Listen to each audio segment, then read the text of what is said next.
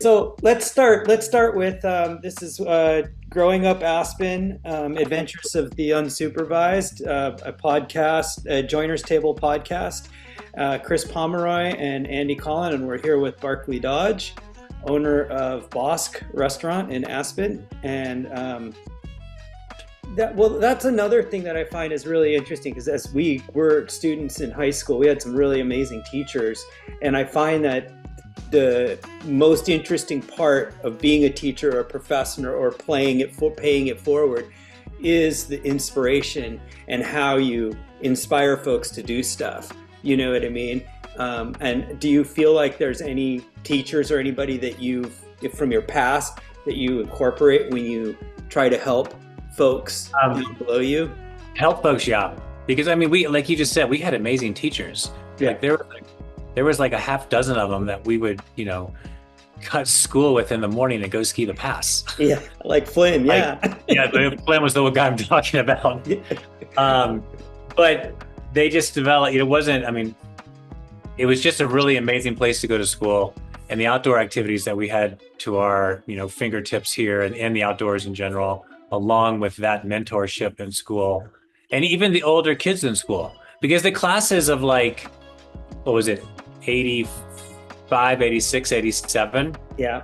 It's a pretty tight group of people. And I was on the younger side of that. So I was like, looking up to you guys, and you were like the seniors when I was a sophomore. But we were tight. It was cool. It really did feel different. I felt different than the year above me even. It felt like from my year down, everybody kind of got together.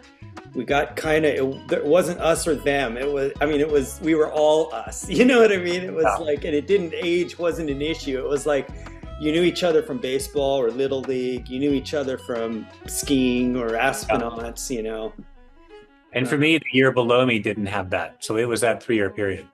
Wow. Oh, so it really... that freshman class of girls, that was... We spent a lot of time with them. Yeah. Cool.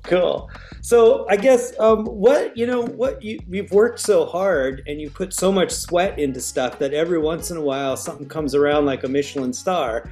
Obviously you're going to be Barclay Dodge and you're going to keep doing what you do, but what was that like, getting a Michelin star? And what was that a little bit of you're doing a good job, keep it going? I mean, Yeah. So, I've worked in Michelin restaurants a lot, so I know about the culture of it. Mm-hmm. And so it's something that I always, would have loved to have been involved with on that higher level like I am now. But I never thought I was going to come to Colorado. Like, that was kind of a surprise. Yeah. They've been hitting like the big cities like Chicago, New York, LA, California in general. So when they came to Colorado, that was a little surprising. And then when we knew they were coming, we knew we were going to get inspected. That was given. But we really focused on getting that star. Like, every day was like the big show, like the big Broadway show we were putting on.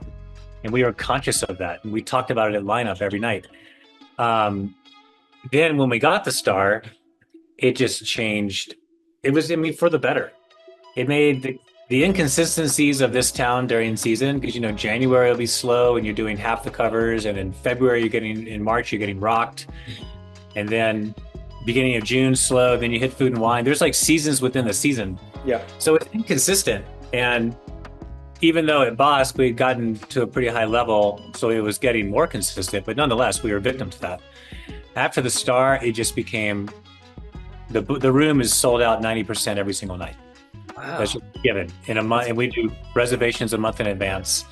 And for me, back in the Mogador days, when I was in my 30s, it was much more ego-driven time for me. Yeah. And now I'm kind of that shed a lot. And now it's just about the team and taking care of my team. And so for them to have their financial gain has been huge. And the financial security of the restaurant is now in a much better place. So that's my favorite thing about it. And the recognition, for sure. It's a feather in the cap, and I'm not going to deny that. But the fact that we have a healthy business in a town that's tough to do business in, I'm really happy about that.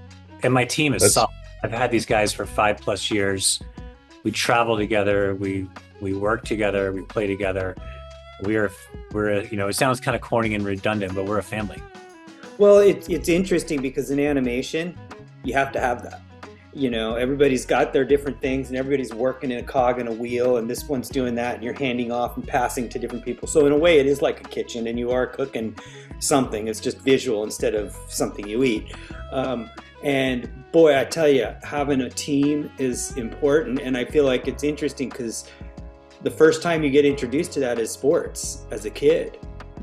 With soccer, football, anything, baseball.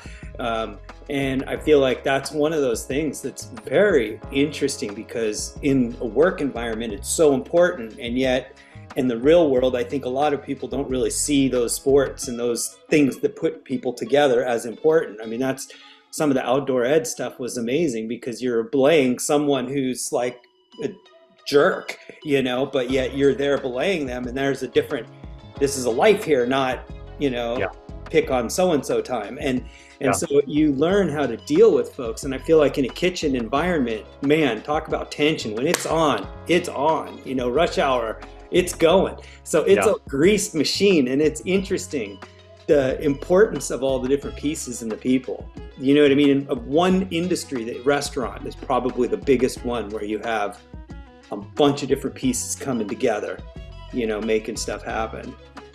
And you're working so fast that you don't have time to really verbally communicate all the time or like explain yourself.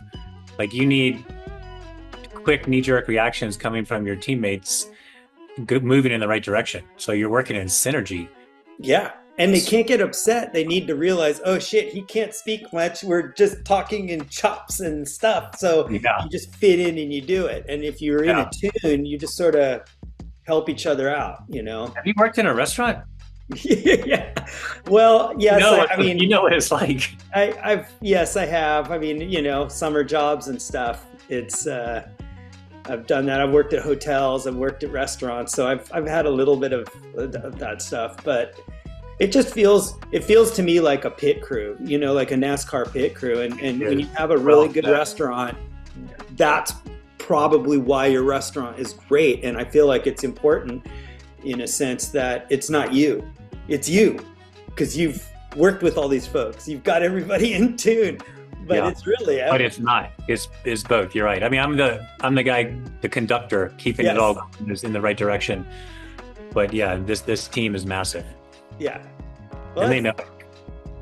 Yeah, go on.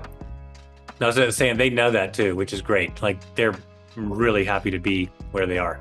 That's great. That's cool. Thanks for listening.